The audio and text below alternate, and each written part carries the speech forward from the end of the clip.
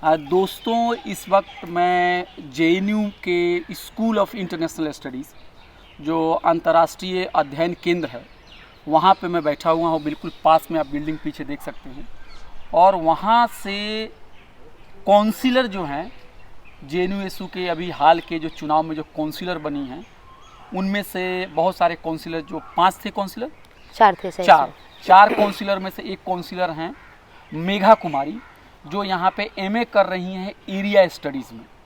और ये बापसा की तरफ से चुनाव लड़ी थी। बापसा एक अम्बेडकरवादी संगठन है और मेघा जो हैं, इनका संबंध जो है वो बिहार से है, बिहार के वैशाली ज़िले से हैं और ये बहुजन समाज से आती हैं। और किसी भी महिला के लिए जेएनयू पहुँचना, बिहार से दिल्ली यूनिवर्सिटी होते हुए जेएनयू पहुँचना और जेएनयू पहुँचने के कुछ ही दिनों बाद यहाँ के सियासत में भी दखल देना और फिर काउंसिलर का चुनाव जीतना कोई आसान काम नहीं है।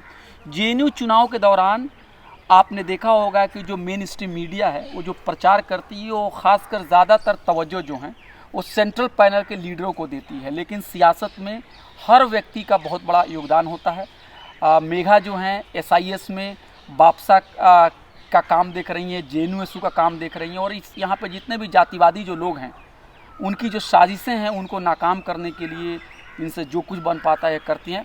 मेघा, आपका सबसे पहले बहुत बहुत आपका शुक्रिया कि आपने बात करने के लिए सहमति जाहिर की और आपको कॉन्ग्रेचुलेसन, आपको शुभकामनाएं कि आपने बापसा की तरफ से काउंसिलर का ये चुनाव जीता है। सबसे पहली बात ये, हमारे दोस्त आपके इस इंटरव्यू को देखेंगे, थोड़ा अपने परिवार के बारे में बताइए, अपने बारे में बताइए कि आपका परिवार का जो बैकग्राउंड था, किस परिवार से आप आई हैं, आपके माताजी पिताजी क्या करते हैं, ये ज़रा बताइए। जी, सबसे पहले तो सभी को जय भीम, होल जोहार, सतरंगी सलाम। और उसका मैं धन्यवाद देना चाहूँगी आपको ये इंटरव्यू कॉल देने के लिए और साथ ही जो आपने बधाइयाँ दी उसके लिए भी बहुत बहुत धन्यवाद। मैं अपने बारे में बताऊँ तो जैसा कि बताया इन्होंने, मेरा नाम मेघा कुमारी है और मैं बिहार के वैशाली ज़िले के एक छोटे से गाँव से हूँ और मेरी स्कूली शिक्षा जो है वो वहीं पे हुई है। वैशाली में कहाँ से? वैशाली में हाजीपुर से 30 किलोमीटर दूर मेरा घर है। शाहपुर खुर्द गांव का नाम है मेरा, जो चेहरा कला प्रखंड जान जाएंगे, वहाँ के लोगों से बात करेंगे तो। और मेरी स्कूली शिक्षा वहीं हुई है और उसके बाद मैंने 11th-12th हाजीपुर में एक कॉलेज से किया था, आर्यन कॉलेज का नाम आपने सुना होगा। और उसके बाद मैंने डीयू में मेरा एडमिशन हुआ, ग्रेजुएशन मैंने दिल्ली यूनिवर्सिटी से किया है और उसके बाद जेएनयू आने का रास्ता वहीं से मिला ऑफकोर्स, क्योंकि जो हमारा 2 साल था वो कोविड पीरियड में चला गया। तो वहाँ के बाद मैंने जेएनयू का एंट्रेंस की तैयारी करी और उस टाइम सीयूईटी हुआ था, हालांकि वो पहली बार था हमारे लिए। तो उसमें हमने एंट्रेंस दिया और उसी एग्ज़ाम के ज़रिए हमारा एडमिशन हुआ यहाँ पे। परिवार के बारे में बात करूँ तो मेरी मम्मी सेल्फ हेल्प ग्रुप जो आपने सुना होगा, जीविका में जो एक सीएम पद होता है, वो जो 10-12 ग्रुप को संभालने का काम होता है, तो वो मेरी मम्मी संभालती हैं। और पापा का ट्रांसपोर्टिंग का बिजनेस है, छोटी मोटी अपनी गाड़ियाँ हैं, तो उससे घर का सारा चलता है। तो आपके घर में आपने जो इतनी आला तालीम, हायर एजुकेशन ली, तो आप ही ली, आपके घर में और इससे पहले भी कोई लिए हुए थे? मैं जहाँ तक मुझे पता है तो मेरे पूरे इलाके में मैं इकलौती मिल जाऊंगी जो मास्टर्स कर रही है, वो भी जेएनयू से। अच्छा, ये कह रही हैं कि अपने इलाके में शायद ये इकलौती महिला है जो मास्टर्स यानी एमए कर रही हैं, वो भी जेएनयू से। हाँ, उसके पहले लोगों ने ग्रेजुएशन किया है, खुद मेरे चाचा ने ग्रेजुएशन किया है, पर वो सब बिहार से ही हुआ है और जेएनयू तक का नाम भी आज तक नहीं पता किसी को। तो वो शायद मैं इकलौती हूँ अभी तक, जहाँ तक मुझे देखने में आया, सुनने में भी, तो मैं कह सकती हूँ ये कि शायद मैं इकलौती ही महिला हूँ अभी तक जो जेएनयू से अपना मास्टर्स कर रही है। तो आपके अंदर में पढ़ने की इतनी चाहत कैसे हुई, या आपके माता पिता ने क्या आपको पुश किया आगे बढ़ाने के लिए, कहाँ से आपको प्रेरणा मिली? जी, वो जैसा मैंने बताया कि मेरे यहाँ पे जो मेरे चाचा हैं वो ही हम लोगों से 8-10 साल बड़े हैं, तो वो हमेशा से पढ़ाई कर रहे थे और उनका, हमारे यहाँ पे होता है कि मम्मी पापा से ज़्यादा चाचा लोगों पे ये जिम्मेदारी दी जाती है कि अगर वो पढ़ाई कर रहे हैं तो जो घर के छोटे बच्चे उनका संभालना उनका काम हो जाता है। तो उन्होंने हर तरह से कि हाँ, सुबह के 3 बजे उठा देना, हम पढ़ना चाहे ना चाहे, टाइम पे सोना, खाना खेलना, सब, तो ये उनकी जिम्मेदारी थी कि हमको कैसे संभालना है। और बाकी ये होता है मम्मी पापा का काम कि उन्होंने मतलब जो हमारा फाइनेंशियल जो भी हमारा लग रहा है वो हमारे पेरेंट्स देंगे, बट ये जो पढ़ाई लिखाई के मामले में जो सारा था वो मेरे चाचा ने किया है। तो ये इसके लिए मैं बहुत शुक्रगुजार हूँ कि मेरे पास मेरे चाचा थे, और ऑफ कोर्स उनकी वजह से ही ये मेरे अंदर जो आप देख रहे होंगे कि मैं अभी तक JNU आ पाई हूँ।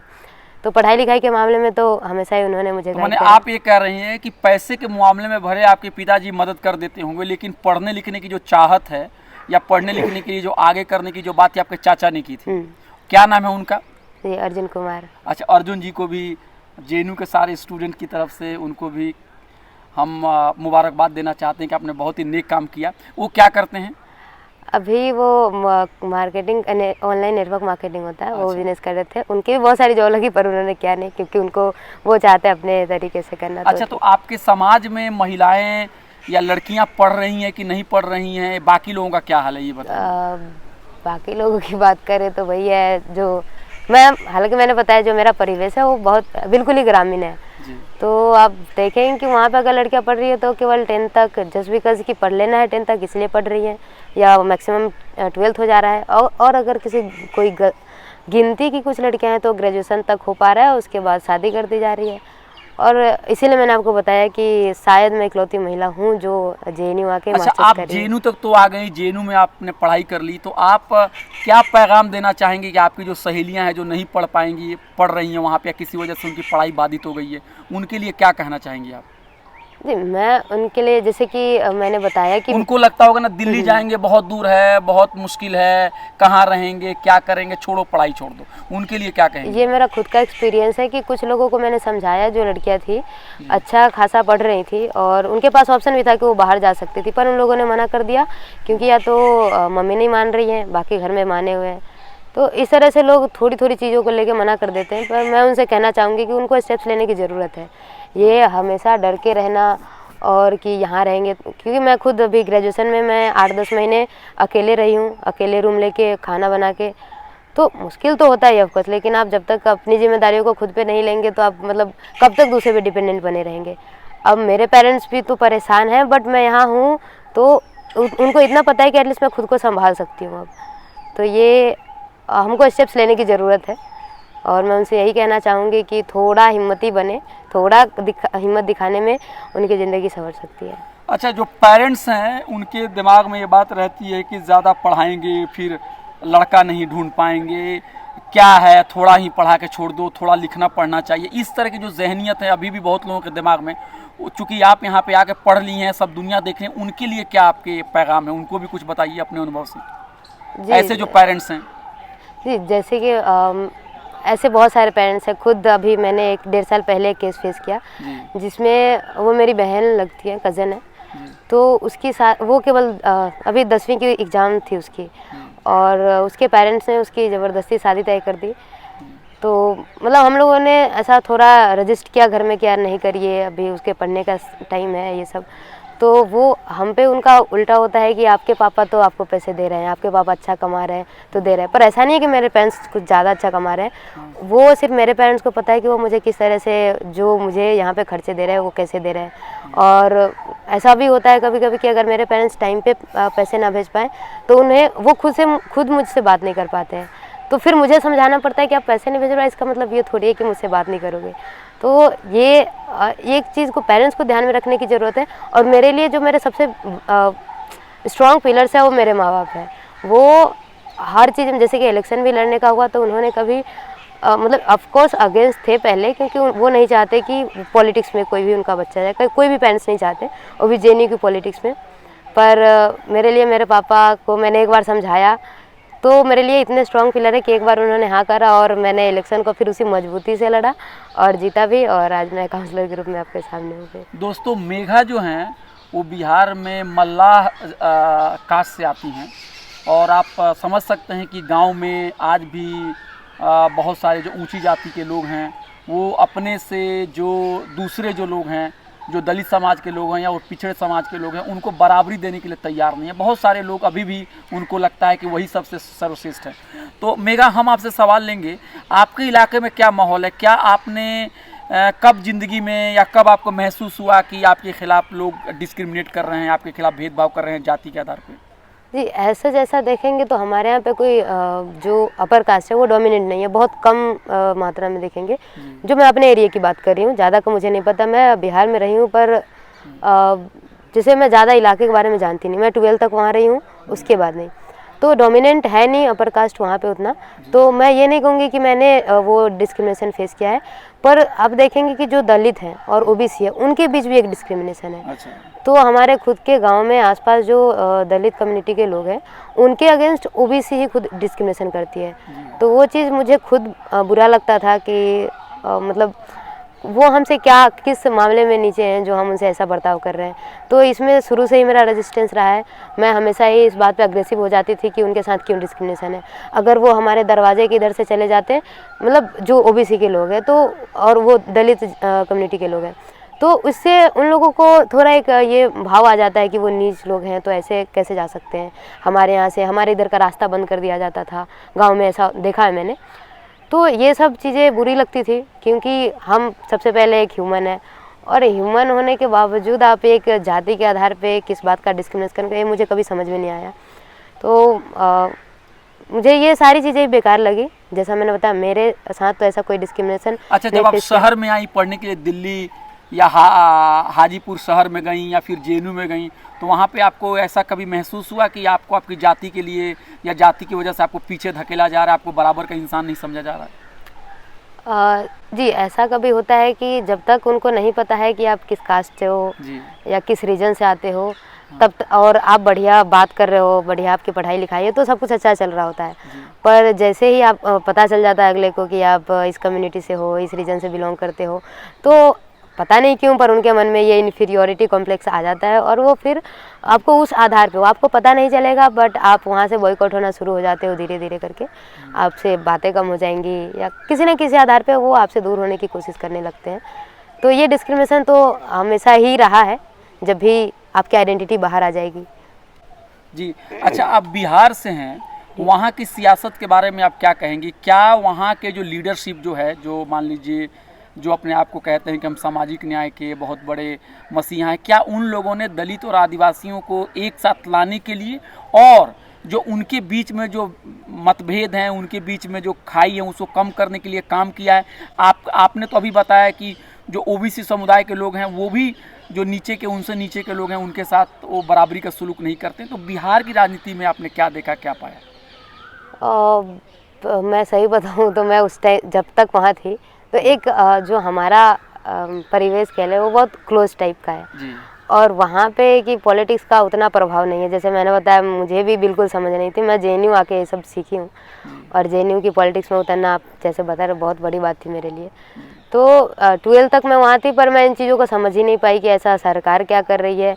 और जो भी है ना कि अगर मतलब हम कुछ पॉलिसीज लेके आ रहे हैं अगेंस्ट, कि अगर शेड्यूल कास्ट या शेड्यूल ट्राइब के अगेंस्ट कोई एट्रोसिटीज़ हो रही हैं, तो वो चीज़ें कभी ग्राउंड पे इम्प्लीमेंट नहीं हो पाती है। तो हमको बिहार में बेसिकली इस चीज़ पे तो बहुत काम करने की ज़रूरत है, कि जो डिस्ट्रिक्ट लेवल पे हो या ब्लॉक लेवल पे हो, तो उनको, और जो ग्राम पंचायत में भी लोग हैं, तो उन लोगों को ये ध्यान रखने की ज़रूरत है कि अगर गाँव में जो शेड्यूल कास्ट के लोग हैं, तो उनके अगेंस्ट अगर कोई एट्रोसिटीज़ हो रही हैं, तो उसके लिए वो कदम उठाएं।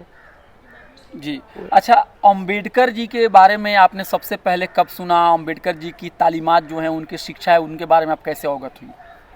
जी, ये सब तो बहुत, मैं बताऊं तो ये सब क्लास 6 से या 5-6 से कहें तो शुरू हो जाता है, क्योंकि आप फिर जब पॉलिटिक्स, एक सिविल सोसाइटी या पॉलिटिक्स करके सब्जेक्ट जब आपको पढ़ना पड़ता है, सिविक्स, तो ये सब कॉन्स्टिट्यूशन का बारे में जब भी पढ़ते हैं, तो आपको पहला नाम तो अंबेडकर जी का ही मिलता है। लेकिन ये भी तो है ना मेघा कि अंबेडकर जी के बारे में जो चर्चा किताबों में होती है, ऐसा तो मैं नहीं कहूँगा कि अंबेडकर जी के बारे में चर्चा नहीं होती है, लेकिन बहुत कम चर्चा होती है उसके बारे में। इतने सारे लोगों की चर्चा होती है, और अंबेडकर जी का जो योगदान है, उसके मुताबिक उनको जगह नहीं दी जाती है। तो ये चांसेस होते हैं कि बहुत लोग मिस कर जाएंगे अंबेडकर जी को। जी, ये बात सही है कि मतलब जो मैंने बताया कि क्लास 6 से शुरू तो हो जाती है, पर हम कब जो अभी जेएनयू में जो आप देखेंगे, जो बापसा पॉलिटिक्स करती है अंबेडकरवादी विचारों को लेके, तो ये उस लेवल पे आप नहीं जान पाएंगे। उसके जब हम जानते हैं कि कॉन्स्टिट्यूशन बनाने में जो हमारा सबसे बड़ा योगदान है अंबेडकर जी का है, तो हमें उन्हें और ज़्यादा पढ़ने की ज़रूरत है और ज़्यादा समझने की ज़रूरत है। ऑफकोर्स कोई भी लीडर अगर अगर मतलब बहुत सारी ऐसी चीज़ें हैं जो किताब में बहुत छोटी छोटी चीज़ें मेंशन रहती है, पर उसके बारे में हमको और ज़्यादा पता करने तो की कहाँ ज़रूरत से है। आपके अंदर में जागृति पैदा हुई या आपके अंदर में ख्वाहिश पैदा की कि अरे इस इंसान के बारे में और पढ़ना चाहिए? इसके लिए मैं बताऊंगी कि मैं दिल्ली यूनिवर्सिटी में जब थी तो हमारा जो इंडियन पॉलिटिकल थॉट है तो उसमें हमें अम्बेडकर जी का जो आइडिया है कास्ट एनिहिलेशन का, जी, जी। तो वो हमें मतलब वो हमारा सिलेबस में, मतलब सिलेबस का पार्ट है। हाँ जी, सिलेबस जी। का पार्ट है। तो वो चीज़ें कैसे फिर, क्योंकि जो हमने 6 या 7 जो भी पढ़ा तो वहाँ थोड़ा सा पार्ट था, लेकिन ये कास्ट जैसी जो चीज़ थी तो ये मैंने ग्रेजुएशन में पढ़ा था, जो मेरा इंटरेस्ट और डेवलप किया वहाँ से। और ऑफ कोर्स जेएनयू में जो पॉलिटिक्स होती है, जो डिस्क्रिमिनेशन अपने आप तो खैर पिछले 10-15 सालों से जेएनयू में, तो ये आप चीज़ अच्छे से जानते होंगे कि जो बैकवर्ड कम्युनिटी से लोग आते हैं उनके साथ क्या होता है। और बापसा को आए केवल 10 साल हुए हैं और उन्होंने जब से बापसा इस कैंपस में आई है तब से इन्होंने काम किया है जो बैकवर्ड कम्युनिटीज़ है, जो भी डिप्रेस्ड कम्युनिटी है बेसिकली, तो उनकी बातों को पॉलिटिक्स में फ्रंट पे लाने की। तो ये चीज़ मेरे को सही लगती, बापसा की पॉलिटिक्स इसीलिए मुझे सही लगती है कि जो आवाज़ हमारी दबी हुई थी, जो बैकवर्ड कम्युनिटीज़ की दबी हुई हैं सालों से, वो हम उनको सामने ला पा रहे हैं। तो बापसा को ज्वाइन किए कितने साल हुए आपको और कैसे ज्वाइन किए उसको और क्यों वही पसंद आया? यहाँ पे लेफ्ट संगठन भी है और भी संगठन जी है। जी बिल्कुल। बाकी बात रही दूसरे संगठन को ज्वाइन करने की, तो देखिए इस कैंपस में आपने सुना होगा कि 100 से ज़्यादा ऑर्गेनाइजेशंस आपको मिल जाएंगे, भले आपको नाम ना पता हो, पर उसमें भी मैं बताऊं तो जो मेजर फ्रंट है वो है राइट और लेफ्ट। हाँ। पर जहाँ तक मैंने फील किया कि मैं दोनों ही ऑर्गेनाइजेशन में कहीं फिट नहीं बैठती हूँ, कि कुछ ना कुछ चीज़ें ऐसी है जो मुझे नहीं अच्छी लगती, पर्सनली मैं बताऊँगी। तो बापसा की पॉलिटिक्स में मैं खुद फिट बैठती हूँ, मैं खुद एक बैकवर्ड कम्युनिटी से आती हूँ, तो ये चीज़ मुझे पता है और खुद मैं, हालांकि मैंने सामने से वो चीज़ें फेस करी है। आप देखेंगे कि जो दो फ्रंट की पॉलिटिक्स है वो समहाउ वो एलिट पॉलिटिक्स की तरफ जाती है, जो ये मुझे बिल्कुल नहीं पसंद होगी, बीइंग अ बैकवर्ड कम्युनिटी से जो लोग आते हैं। तो इसलिए मुझे बापसा की पॉलिटिक्स पसंद है। और बात रही ज्वाइन करने की, तो अभी मुझे कुछ ज़्यादा नहीं, 1.5-2 महीने हुए हैं ज्वाइन करके बापसा को, क्योंकि मैंने बताया कि इस कैंपस में आना और यहाँ की पॉलिटिक्स समझना और पेरेंट्स का ये प्रेशर कि आपको पॉलिटिक्स नहीं करनी है, तो ये चीज़ें थोड़ी और मुश्किल हो जाती है कि आप किसी ऑर्गेनाइजेशन को अच्छे से जान पाओ। तो ये टाइम लगा इसलिए मुझे जानने में। और इलेक्शन, हालांकि आप देखेंगे कि कोविड टाइम के बाद 4 सालों बाद इलेक्शन हुआ कैंपस में, तो ये एक बहुत सही समय था हमारे लिए, हम सबके लिए, जो हमारे बैच के थे, हमारे पिछले बैच के थे लोग जो यहाँ हैं, तो वो जान पाएँ कि इलेक्शन होता है तो बहुत सारी आइडियोलॉजी से बाहर निकल के आती है और लोग भी किस आइडियोलॉजी से हैं उस टाइम आपको पता चलता है। अच्छा, बहुत लोग जो हैं जो मान लीजिए जो एबीवीपी के साथ जुड़े हुए हैं, उनके साथ अगर आप बात करेंगे तो कुछ लोग उनमें से ये बात कहते हैं कि जो पिछड़ा समाज जो है, जो ओबीसी समाज है, उनके बच्चे आज एबीवीपी में सबसे ज़्यादा तादाद में हैं। तो ये कहाँ तक बात सही है कि एबीवीपी की तरफ पिछड़े समाज के लोग जा रहे हैं, और अगर उधर जा रहे हैं तो क्या आप उनको सही मान रही हैं या गलत मान रही हैं?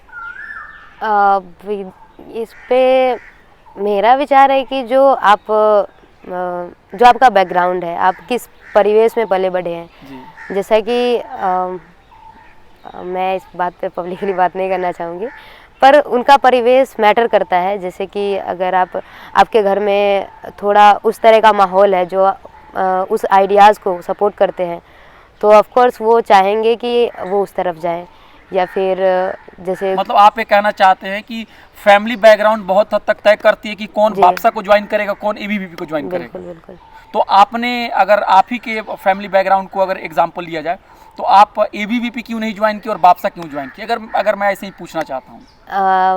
जैसा मैंने बताया कि मेरे घर में तो मैं खैर पहली ही महिला हूँ जो बाहर है, जो भी जेएनयू में, तो मेरी समझ उस हद तक हो गई है कि मैं सही गलत और अपने लिए। तो आपको लगता है कि एबीवीपी के लोग जो हैं गलत हैं? नहीं, मैंने या उनकी सियासत गलत है? मैंने ऐसा नहीं कहा कि गलत है, मैंने कहा आइडियाज़ की बात है। अगर वो उस आइडिया को सपोर्ट करते हैं। आप क्यों नहीं सपोर्ट करती हैं एबीवीपी के आइडियाज़ को? क्योंकि मैं जिस कम्युनिटी से आती हूँ, मुझे लगता है कि जो हमारे बैकवर्ड कम्युनिटीज़ है उनकी आवाज़ को फ्रंट पे लाने की ज़रूरत है।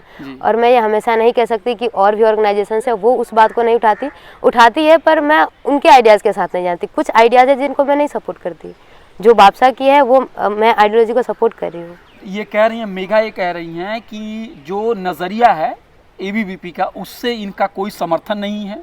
इनको लगता है कि जो इनके मसाइल हैं, जो इनकी कम्युनिटी के मसाइल हैं, जो वंचितों के मसाइल हैं, उसको बापसा ही उठा सकती है, इसलिए अपने बापसा को ज्वाइन किया, राइट? सिर्फ बापसा उठा सकती है ऐसा नहीं है, हाँ हाँ, बट बहुत हद तक इस पे काम बापसा करती है, ये मैंने कहा। तो आगे के दिनों में पढ़ाई और राजनीति दोनों में कैसे आप बैलेंस बनाएंगी, और आगे का आपका फ्यूचर प्लान क्या है? हाँ, अभी तो ऐसा मैंने कुछ पॉलिटिक्स में कुछ डिसाइड नहीं किया है, आगे मुझे एकेडमिक्स ही देखना है। तो मैं पॉलिटिक्स, अब लोगों ने इसको पॉलिटिक्स ऐसा नाम दे दिया है, मतलब मेरे लिए, जो मैं पॉलिटिक्स तो पढ़ना भी पॉलिटिक्स है जी। नहीं जी, मैं पढ़ने की बात नहीं कर रही हूँ एक्चुअली। जो मैं काउंसलर लड़ी और मैं जीती, तो ऐसे हमेशा पॉलिटिक्स बोलते हैं कि यार ठीक है, तुम तो अब पॉलिटिकल हो गई हो और आगे भी पॉलिटिक्स में अच्छा कर सकती हो, पर मैं अभी भी इसे पॉलिटिक्स नहीं मानती हूँ। आप मानती कि आपके अंदर में एक बेदारी पैदा हुई है, एक जागृति पैदा हुई, और आप कुछ अपने साथियों के लिए कुछ ना कुछ आप मतलब मुस्बत योगदान दे रही हैं? जी बिल्कुल। ऐसे मैं पॉलिटिक्स तो मैं आज भी नाम नहीं दे रही हूँ, पिछले 1.5-2 महीने से। तो क्या है ये फिर एक तरह का अवेयरनेस पैदा करना? देखिए, इसमें 2-3 चीज़ें हैं, मतलब मैं एक बता दूँ तो आप बोल रहे हैं अवेयरनेस, ऐसा कह सकते हैं, पर दूसरा ये कि मेरा कॉलेज लाइफ का एक पार्ट भी है, पर इसको मैं ये नहीं देख रही हूँ कि ये मेरे पॉलिटिकल फ्यूचर को और ज़्यादा ब्राइट करेगा। और दूसरा ये कि जो मैंने बताया, मेरी जो बैकवर्ड कम्युनिटीज़ है, जिस परिवेश से मैं आती हूँ, तो मैं चाहती हूँ उन लड़कियों के लिए, उन बच्चों के लिए, सिर्फ लड़कियाँ ही नहीं, ऑफकोर्स जो मेरे यहाँ के कोई लड़के भी बाहर नहीं जा पाते मोस्टली, तो उनको ये चीज़ विश्वास दिलाना कि वो भी बाहर जाएं। मैं 2-3 लोगों से बात की कि आप भी बाहर जा सकते हो, वो सुनते ही नहीं मेरी बात। तो वो तब तक नहीं सुनते ना कि आपने जब तक कुछ नहीं किया हो। तो एटलीस्ट मैं उनके लिए ये एग्जांपल सेट करूं कि देखो मैंने किया है, तुम भी कर सकते हो, तुम यहाँ से निकलो, और दुनिया बहुत बड़ी है। जब एक कुएं में जो मेंढक होता है तो उसको लगता है कि वही दुनिया है, पर उसको वहाँ से निकलने की ज़रूरत है। तो मैं मेरे कम्युनिटी को लेके बहुत ज़्यादा सेंसिटिव हूँ, सिर्फ कम्युनिटी नहीं, जो मेरा परिवेश रहा है पूरा, मैं जिस समाज से आती हूँ, जो भी समाज है, तो और बिहार से बेसिकली आपको पता होगा कितनी, भले यहाँ पे भी आपको बहुत जनसंख्या मिल जाएगी बिहार की, पर मैं और भी बात करूँगी कि वो लोग भी फ्रंट पे आए, और मुझे लगता है कि मैं एग्जांपल सेट कर रही हूँ उन लोगों के लिए जो आना चाहते हैं बाहर। तो अभी मेघा यही कह रही हैं कि इस वक्त उन्होंने बापसा की तरफ से चुनाव लड़ा, जेएनयू छात्र संघ में वो कामयाब भी हुई, काउंसलर भी बन गई, लेकिन अभी पॉलिटिक्स में बहुत कुछ आगे जाने के बारे में अभी इन्होंने नहीं सोचा है। अभी ये पढ़ाई पे ही ध्यान दे रही हैं, और एक बात इन्होंने ज़रूर कहा कि अपनी ज़िंदगी में कुछ अच्छा करके और अपनी ज़िंदगी में कुछ बदलाव ला के, अम्बेडकर जी की विचारधारा पे चल के, ये एक मैसेज भी देना चाहती हैं लोगों के बीच में कि आप भी आगे आ सकते हैं, आप भी कुछ कर सकते हैं। तो मेघा, आपने हमसे बात की, आपका बहुत बहुत शुक्रिया।